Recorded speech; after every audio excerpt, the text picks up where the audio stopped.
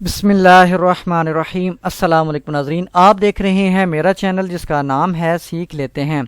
آج کی ویڈیو میں ہم بات کریں گے کہ اگر کسی شخص نے کوئی کیس فائل کرنا ہے کسی دستاویز کی منسوخی کے لیے، اور وہ دستاویز جو ہے وہ رجسٹرڈ ڈاکومنٹ ہے،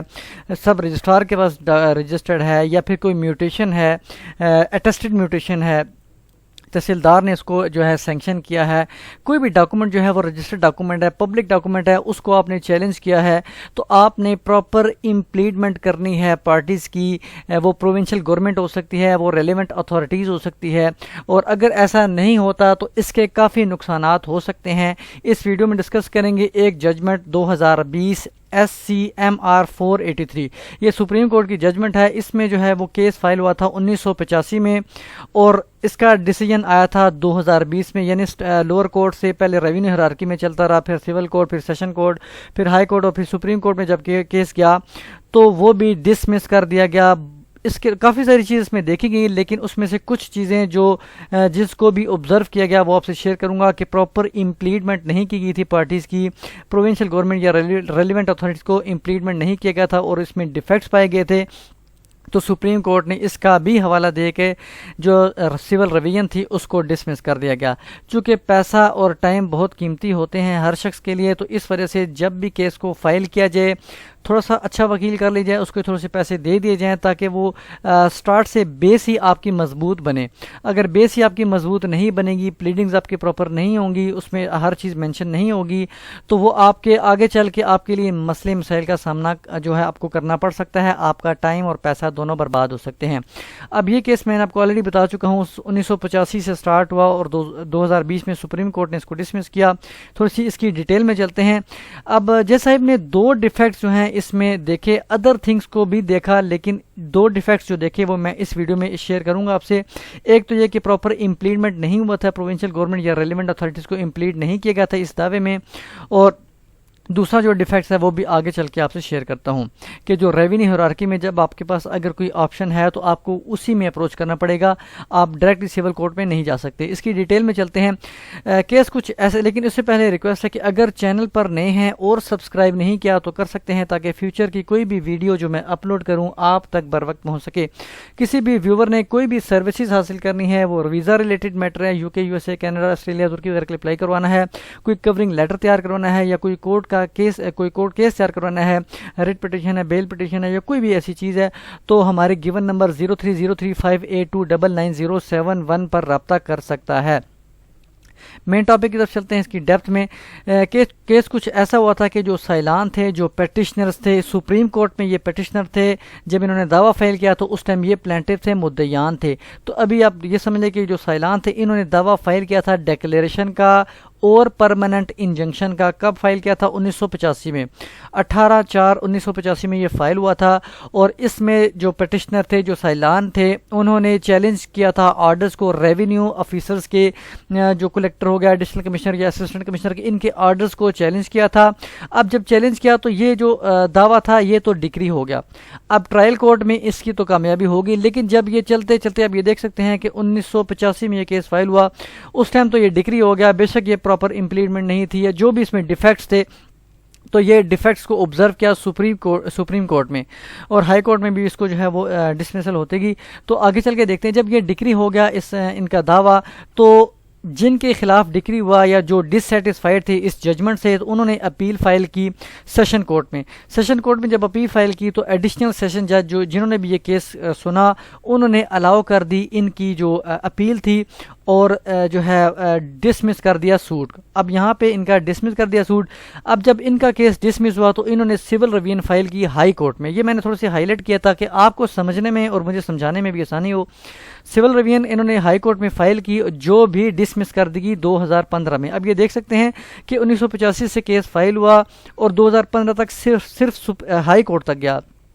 اور چلتے چلتے یہ سپریم کورٹ تک جب گیا تو 2020 کی ججمنٹ ہے، لیٹسٹ جو ہے ججمنٹ ہے آپ سے شیئر کر رہا ہوں، تو اس میں بھی ان کو کوئی کامیابی حاصل نہیں ہوئی، کیونکہ کافی سارے ڈیفیکٹس ہے، اس کا آگے کچھ ذکر کرتے ہیں۔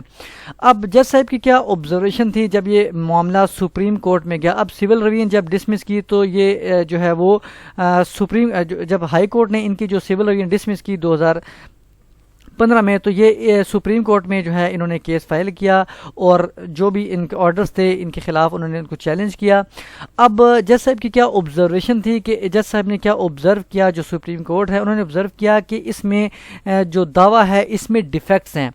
اب کون کون سے ڈیفیکٹس ہیں, اس میں سے 2 ڈیفیکٹس کا میں ذکر کرتا ہوں آپ سے. ایک تو یہ کہ چونکہ اس میں آرڈرز تھے ریونیو ہیرارکی کے, اسسٹنٹ کمشنر کے یا ایڈیشنل کمشنر کے, ان کے آرڈرز کو چیلنج کیا گیا تھا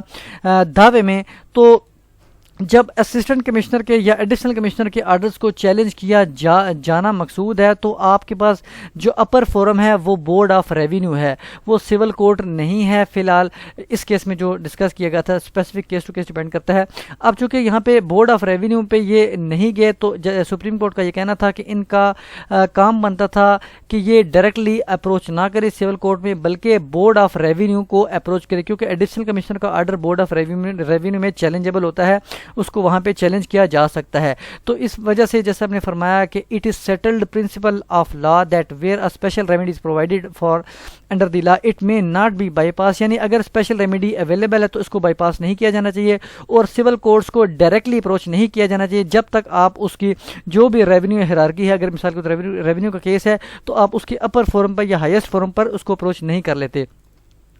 اس کے بعد جج صاحب کی دیگر جو ڈیفیکٹس تھے, ایک تو نے جو آبزرو کیے اس دعوے میں, ایک دو ڈیفیکٹ میں آپ کو آلریڈی بتا چکا ہوں. دوسرا ڈیفیکٹ یہ تھا کہ پراپر امپلیڈمنٹ نہیں کیا گیا تھا پراپر پارٹیز کو, جیسے کہ پروونشل گورنمنٹ ہو گیا یا ریلیونٹ اتھارٹیز ہو گیا. تو جیسے میں نے فرمایا کہ we have noted that private parties have shown tendency to bring about suits. اب ایک جنرل سی بات ہو رہی ہے کہ جو پرائیویٹ پارٹیز ہیں وہ دعویٰ تو فائل کر دیتے ہیں بغیر امپلیڈمنٹ کیے, بغیر ان کو پروڈیوس کیے, جو بھی ریلیونٹ اتھارٹیز ہے, اور دعویٰ فائل کر دیتے ہیں کس چیز کا کہ یہ جو رجسٹرڈ سیل ڈیڈ ہے اس کو کینسل کیا جائے. اب چونکہ رجسٹرڈ سیل ڈیڈ کسی ڈپارٹمنٹ نے, کسی اتھارٹی نے اس کو رجسٹرڈ کیا ہوا ہے تو اس کو امپلیڈ کرنا بھی ضروری ہے تاکہ وہ آئیں اور اپنے موقف پیش کریں یا ان کا کوئی ریپرزینٹیٹیو پیش ہے, یا اگر میوٹیشن کو جو ہے چیلنج کیا گیا ہے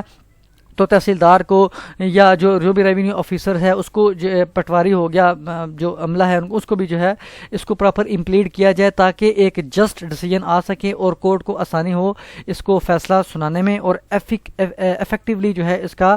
جو ہے وہ فیصلہ کیا جا سکے کورٹ کا. اب اس کے بعد جیسے آپ کی کیا آبزرویشن تھی کہ this court therefore is of the view that non impleadment of public functionaries in the suit for declaration and cancellation of public document pertaining to immovable property prejudices. اب یہ پریجوڈس ہوتے ہیں اگر ان کو proper naan امپلیڈمنٹ نہ کیا جائے ان proper parties کو,